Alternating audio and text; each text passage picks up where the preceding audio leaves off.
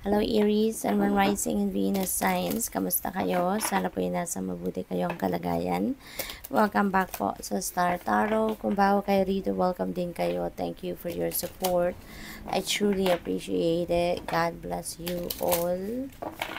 Aries, paunang mensahe po ninyo ay creative wonderment. Follow your passion. Okay? Aries, kasi kung ginagawa natin kung ano yung gusto natin, kung ini-enjoy natin, no?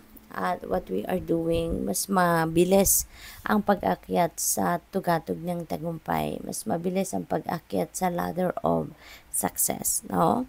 Kaya sundin ninyo kung ano yung passion ninyo, okay? Para nang sa gayon, ma-express na ninyo yung whatever it is that you love to do. At the same time, kikita pa kayo, 'di ba?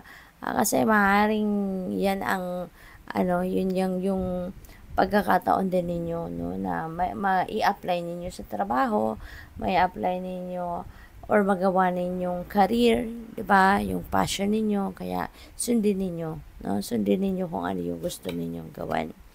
We have Dragonfly, live life to the fullest. Okay? So, walang dapat na sayangin, 'di ba? Na oras, na panahon, na pagkakataon na binibigay sa iyo ang Divine Universe. Live life to the fullest. I-enjoy ninyo ang bawat minutong meron kayo. At saka tama yun, follow your passion. Gawin na ninyo kung ano yung makakapagpasaya sa inyo para ma-enjoy ninyo talaga yung buhay, no?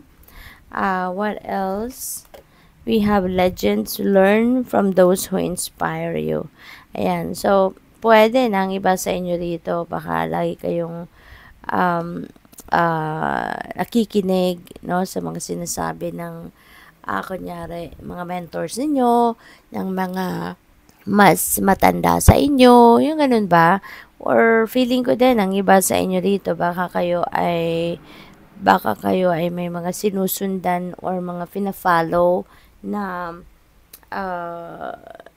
yung bang mga yung mga people of wisdom, no? Person of wisdom. Kaya maaaring yun ang sinusundan ninyo, yun ang ginagawa ninyo, yung mga sinasabi nila sa inyo, no?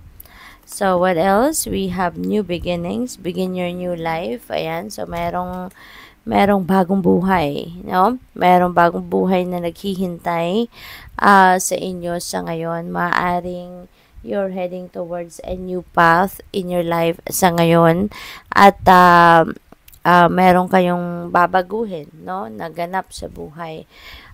Meron kayong mga gagawin na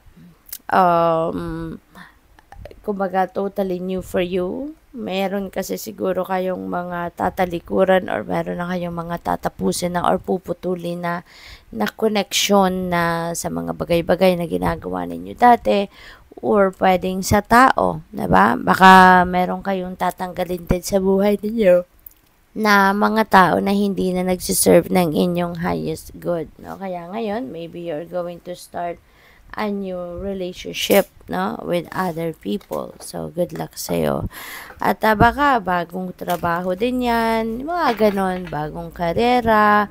So, depende yan sa inyong sitwasyon. But definitely, you are going to start a new life, a new beginning sa kung anumang chapter ng buhay ninyo.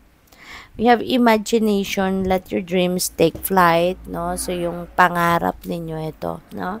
Allow your dreams to take flight na. So, gawa na ninyo ng paraan. Kung ano man ang mga pinapangarap ninyo, maaaring meron ng mga opportunities around you sa ngayon para mabigyan nyo na ito ng pagkakataon na masimulan, no? Para kahit papano makalapit na kayo sa inyong mga pangarap. Makalapit na kayo sa pagtupad ng mga ito.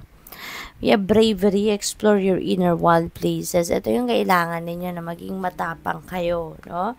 Maging matapang kayo, maging courageous kayo, activate your inner strength as well para hindi kayo mag-aatras abante or pagdating ng pagkakataon kayo ay aatras na kapag konting nahirapan na kayo. Kasi wala namang perfect journey sa buhay. Lagi merong instances na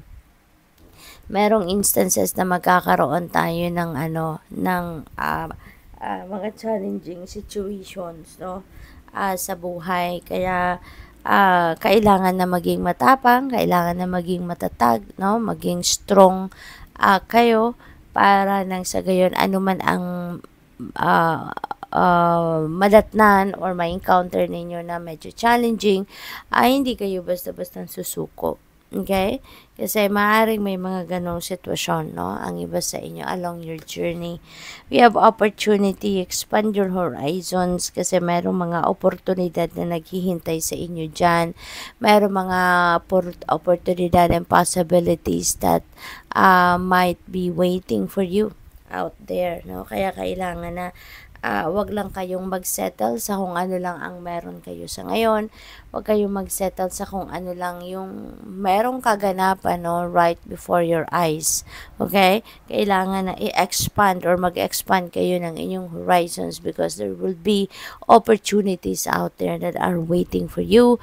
At ang mga oportunidad na to could be in various areas of life, no? Hindi lang sa iisa.